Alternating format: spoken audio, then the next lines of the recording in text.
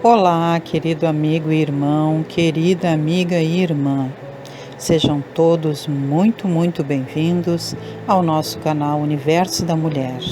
Aqui é sua amiga e sua irmã Anita Castro e nós estamos começando mais uma partilha do ESG, Estudo Sistematizado da Doutrina Espírita.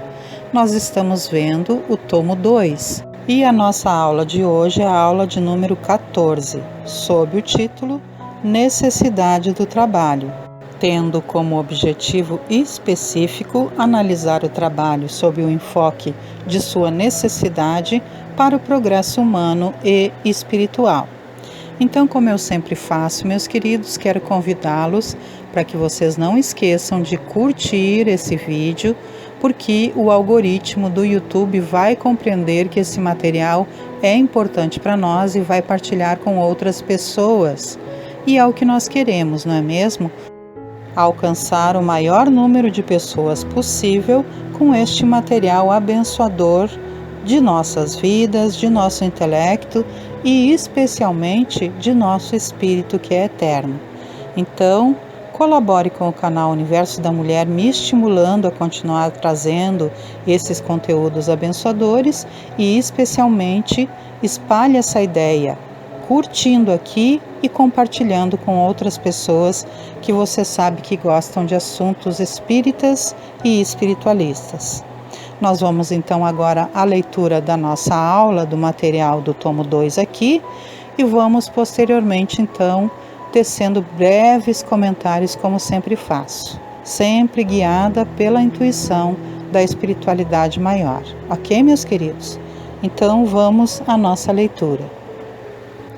O trabalho é a lei da natureza, mediante a qual o homem forja o próprio progresso, desenvolvendo as possibilidades do meio ambiente em que se situa, ampliando os recursos de preservação da vida por meio das suas necessidades imediatas na comunidade social em que vive, desde as imperiosas necessidades de comer e beber, defender-se dos excessos climatéricos até os processos de garantia e preservação da espécie.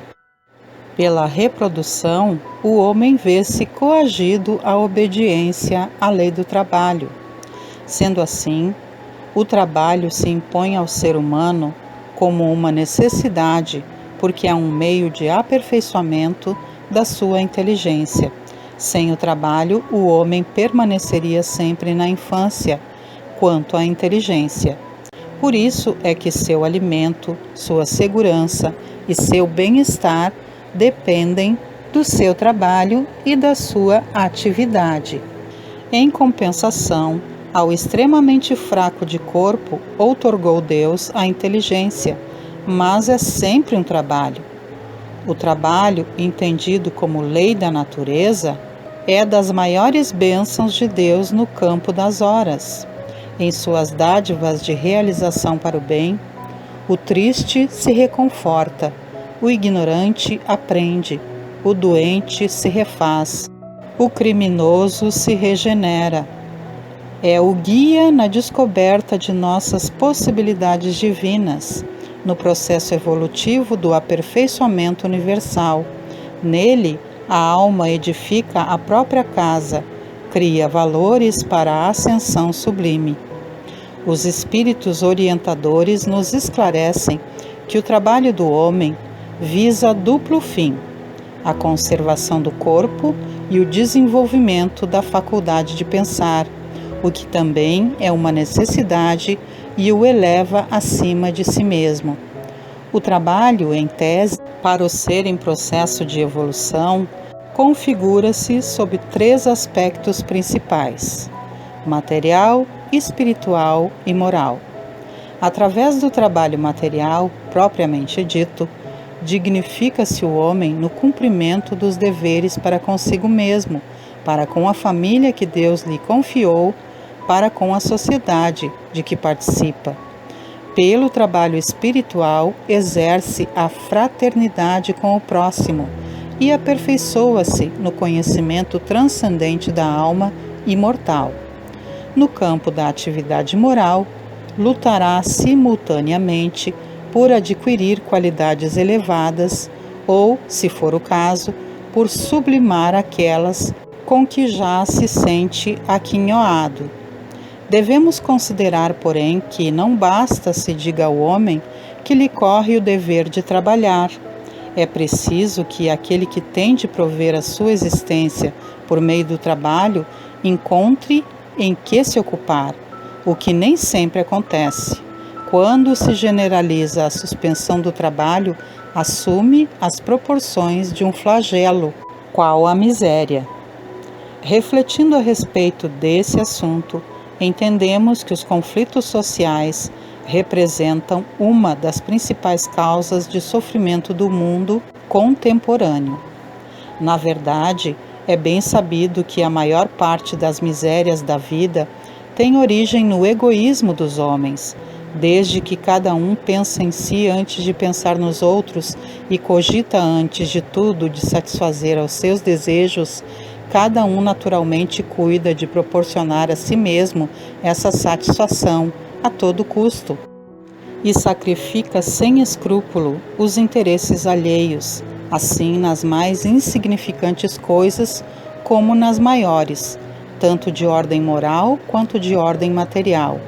Daí todos os antagonismos sociais, todas as lutas, todos os conflitos e todas as misérias, visto que cada um só trata de despojar o seu próximo.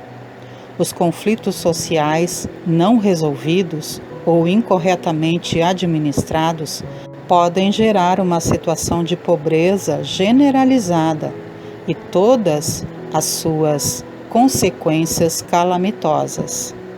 Os espíritas sabemos que as desigualdades sociais existentes no planeta estão vinculadas a dois pontos fundamentais: a manifestação da lei de causa e efeito e a visão materialista da vida. No primeiro caso, a pobreza e a riqueza devem ser entendidas como instrumento de melhoria espiritual, pois a pobreza é, para os que a sofrem, a prova da paciência e da resignação. A riqueza é, para os outros, a prova da caridade e da abnegação.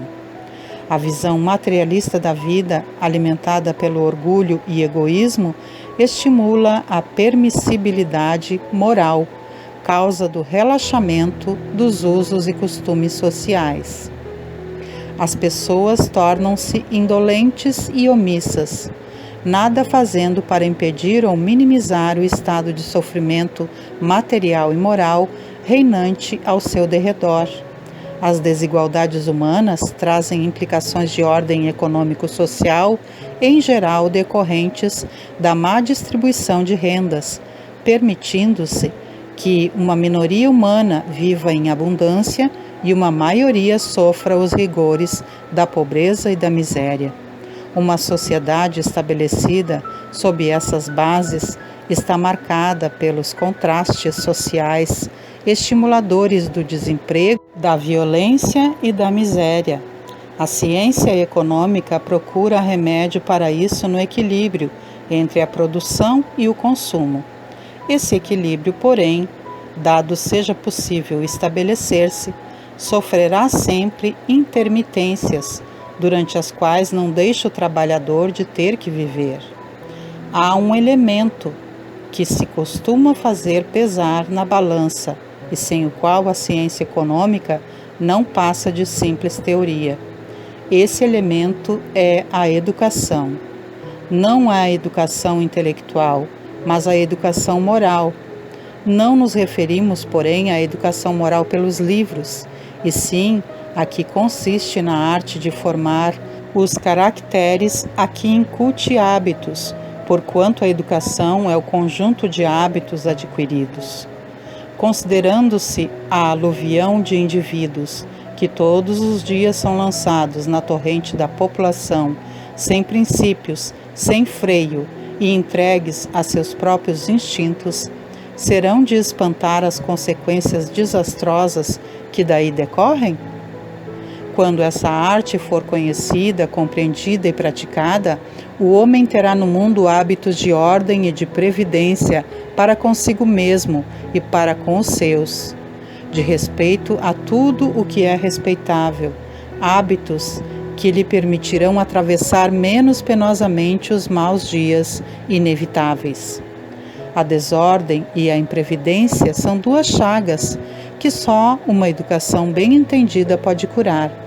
Esse o ponto de partida, o elemento real do bem-estar, o penhor da segurança de todos.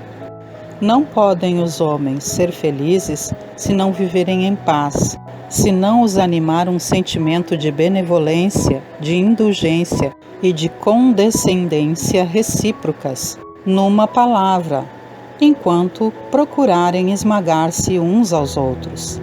A caridade e a fraternidade resumem todas as condições e todos os deveres sociais. Uma e outra, porém, pressupõem a abnegação. Ora, a abnegação é incompatível com o egoísmo e o orgulho. Logo, com esses vícios, não é possível a verdadeira fraternidade, nem, por conseguinte, igualmente, nem liberdade, dado que o egoísta e o orgulhoso querem tudo para si. Eles serão sempre os vermes roedores de todas as instituições progressistas. Enquanto dominarem, ruirão aos seus golpes os mais generosos sistemas sociais, os mais sabiamente combinados. É belo, sem dúvida, proclamar-se o reinado da fraternidade, mas para que fazê-lo se uma causa destrutiva existe? É edificar em terreno movediço, o mesmo fora decretar a saúde numa região malsã. Em tal região, para que os homens passem bem, não bastará se mandem médicos, pois que estes morrerão como os outros. Insta destruir as causas da insalubridade. Para que os homens vivam na terra como irmãos, não basta se lhes deem lições de moral. Importa destruir as causas de antagonismo, atacar a raiz do mal, o orgulho e o egoísmo. O Espiritismo nos apresenta uma solução para o problema da miséria social expressa nas seguintes palavras de Allan Kardec: liberdade, igualdade, fraternidade. Estas três palavras constituem por si sós o programa de toda uma ordem social que realizaria o mais absoluto progresso da humanidade, se os princípios que elas exprimem pudessem receber integral aplicação. A fraternidade, na rigorosa acepção do termo, resume os deveres dos homens uns para com os outros. Significa devotamento, abnegação, tolerância, benevolência e indulgência. É por excelência a caridade evangélica e a aplicação da máxima, proceder para com os outros, como quereríamos que os outros procedessem para conosco. O apóstolo do egoísmo. Considerada do ponto de vista da sua importância para a realização da felicidade social, a fraternidade está na primeira linha, é a base. Sem ela não poderiam existir a igualdade nem a liberdade séria. A igualdade decorre da fraternidade e a liberdade é consequência das duas outras. Com efeito, suponhamos uma sociedade de homens bastante desinteressados, bastante bons e benévolos para viverem fraternalmente. Num povo de irmãos, a igualdade será consequência de seus sentimentos, da maneira de procederem, e se estabelecerá pela força mesma das coisas. Qual, porém, o inimigo da igualdade? O orgulho, que faz queira o homem ter em toda parte a primazia e o domínio. A liberdade é filha da fraternidade e da igualdade. Os homens que vivam como irmãos, com direitos iguais, animados do sentimento de benevolência recíproca, Praticarão entre si a justiça, não procurarão causar danos uns aos outros, e nada, por conseguinte, terão que temer uns dos outros. A liberdade nenhum perigo oferecerá, porque ninguém pensará abusar dela em prejuízo de seus semelhantes. Esses 3 princípios são solidários entre si e se prestam mútuo apoio. Sem a reunião deles, o edifício social não estaria completo. O da fraternidade não pode ser praticado em toda a pureza, com exclusão dos 2 outros, porquanto sem a igualdade e a liberdade não há verdadeira fraternidade. A liberdade, sem a fraternidade, é rédea solta a todas as más paixões, que desde então ficam sem freio. Com a fraternidade, o homem nenhum mau uso faz da sua liberdade. É a ordem. Sem a fraternidade, usa da liberdade para dar curso a todas as suas torpezas. É a anarquia a licença. Por isso é que as nações mais livres se veem obrigadas a criar restrições à liberdade. A igualdade sem a fraternidade conduz aos mesmos resultados, visto que a igualdade reclama a liberdade, sob o pretexto de igualdade. O pequeno rebaixa o grande, para lhe tomar o lugar, e se torna tirano por sua vez. Tudo se reduz a um deslocamento de despotismo. Então, meus queridos, mais uma interessante aula nos falando sobre a necessidade do trabalho aqui, não é mesmo? E o trabalho, seja ele na área material, na área moral ou na área espiritual. Na área material é a área quando nós estamos aqui cumprindo as nossas obrigações diárias, fazendo o nosso trabalho na empresa na qual nós servimos, aquele local onde nós vamos buscar o sustento da nossa família, o sustento para que a gente possa ressarcir os nossos débitos, as nossas contas, não é? E poder suprir todas as necessidades que nós temos aqui no mundo físico. O trabalho moral é aquele trabalho que nós fazemos aprendendo novas coisas, aprendendo conceitos abençoadores ou revendo conceitos abençoadores que possam contribuir com o nosso crescimento e trabalhando com afinco, com boa vontade para transformar, para mudar aquilo que em nós não nos cabe mais, aquilo que em nós não nos faz bem e não faz bem, tanto para aqueles que nos rodeiam, que nós amamos, como também para a sociedade em geral, não é mesmo? A nossa melhoria moral, ela fala do nosso crescimento e evolução, para que nos tornemos seres melhores, para podermos contribuir com a sociedade e com a elevação do mundo em que vivemos, não é mesmo? Para que tudo se torne melhor, a nossa moral tem que ir mudando, nós temos que ir transformando dentro de nós aquilo que não serve mais e elevando os nossos padrões, os nossos valores, conceituando e conscientizando aquilo que é necessário para que a gente possa crescer e evoluir. Quando nós evoluímos moralmente, estamos auxiliando a evoluir o mundo, assim como quando nós trabalhamos também no nosso trabalho aqui no mundo material, no mundo físico, não é mesmo? Nós estamos contribuindo para a melhoria da sociedade, porque nós estamos contribuindo com os nossos tributos e com o nosso serviço. E o trabalho espiritual é aquele trabalho onde nós vamos nos utilizar da caridade e da fraternidade, onde nós vamos estreitando os nossos vínculos com a benevolência, com o amor, com o bem, prestando serviços de boa vontade e empatizando com os nossos irmãos em humanidade. E também, claro, cuidando da natureza, cuidando da preservação, das reservas naturais que nós temos ganhado do poder divino através da beleza do nosso planeta Terra e também cuidando e preservando a vida dos animaizinhos, não é? E praticando dia a dia a fraternidade com muito boa vontade. Lembrando que a caridade é a prática da fraternidade, elas andam juntas.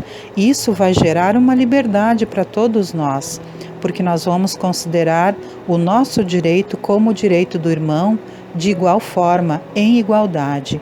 Isso é muito fundamental. Então, meus queridos, sem muitas delongas e muitos comentários, eu deixo esta aula para nossa reflexão, não é mesmo? Que a gente possa refletir profundamente sobre esse tema tão importante, tão fundamental, que é o trabalho em todas as áreas. Nós estamos contribuindo conosco mesmo, elevando o nosso ser e estamos contribuindo com a sociedade, com o todo e com a elevação e evolução de todos nós como espíritos eternos. Nós temos aqui em anexo, no tomo 2, nessa parte da apostila, um texto para leitura que é em resumo do valor do trabalho. E como ele é um texto um pouco longo, eu te convido então para que você possa ler e refletir sobre ele aqui logo depois da nossa aula. Nós temos aqui as referências bibliográficas, não é mesmo? Por isso é importante que, se você não pode adquirir esse material, você possa baixar para si através dos links que a FEB nos oportuniza fazermos o download desse material abençoador. Dessa forma, então, meus queridos, vou me despedindo de todos vocês, desejando excelentes estudos e reflexões e lhes convidando ainda para que todas as segundas-feiras às 19 horas venham estar comigo aqui no canal Universo da Mulher com Anita Castro, para que nós possamos partilhar o ESG, Estudo Sistematizado da Doutrina Espírita, todas as quartas-feiras às 21 horas, para nos reunirmos junto a Jesus e a espiritualidade superior a serviço do Cristo, para que possamos fazer o Evangelho no lar, todas as quintas-feiras, às 18h30, para nos reunirmos aqui e estudarmos juntos a obra de André Luiz, e todas as sextas-feiras, às 18 horas, a partir do momento do passe, para recebermos os fluidos benditos do passe provenientes da espiritualidade superior. Desejo que Deus Pai Todo-Poderoso, que Jesus Cristo, nosso amigo e mestre, que Maria Santíssima, nossa mãezinha muito amada, e que os nossos benfeitores espirituais continuem nos conduzindo no caminho do bem, e que nós tenhamos resposta positiva, dedicando-nos a refletirmos, a trabalharmos em prol do nosso próprio bem e em prol do bem de todos os que nos rodeiam. Deixo então um grande beijo no coração de todos e me despeço. Até mais, meus queridos e minhas queridas. Muita paz, harmonia e luz para todos nós.